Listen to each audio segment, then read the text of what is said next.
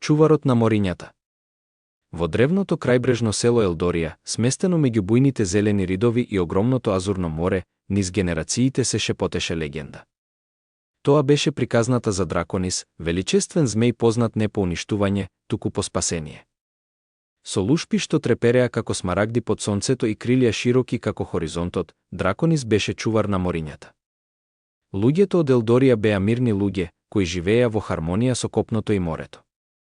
Сепак, нивниот мир честопати беше загрозен од плечкосувачки пирати кои пловеа од далечни земји, барајки да ограбуваат и грабаат. Овие пирати, предводени од безмилосниот капетан Блекторн, беа озлогласени по својата суровост и алчност. Една судбоносна вечер, додека сонцето заоѓаше под хоризонтот и го обои небото во нијанси на портокалова и розова, се појави силуетата на пиратскиот брод. Паника се прошири низ Елдорија како шумски пожар. Селаните знаеа дека имаат малку време пред пиратите да се спуштат врз нив. Додека селаните се собраа на градскиот плоштад, еден старешина по име Елара зачекори напред. Со глас полн со непоколеблива вера, таа ја раскажа приказната за Драконис, поттикнувајќи го својот народ да има надеж. Змејот ќе дојде, вети таа, а очите светкаа со мистериозна сигурност. Токму кога стравот почна да се вкоренува, звук како далечен гром одекна низ небото. Селаните погледнаа нагоре и го видоа Драконис, величествен и жесток, како се вивнува низ самракот. Рикањето на змејот одекнуваше низ ноќта, звук истовремено застрашувачки и утешен. Драконис се спушти врз пиратскиот брод со грациозност и моќ. Пиратите, изненадени од ненадејното појавување на змејот, се сопнаа во хаос. Капетанот Блекторн сепак не беше лесно заплашен.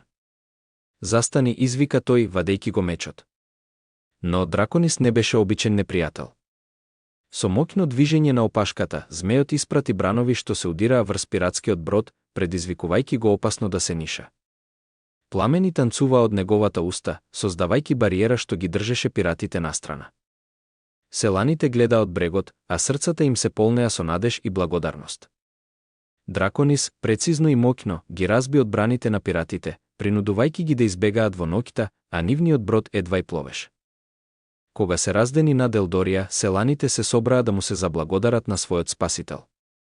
Драконис нежно слета на брегот со мудри и љубезни очи.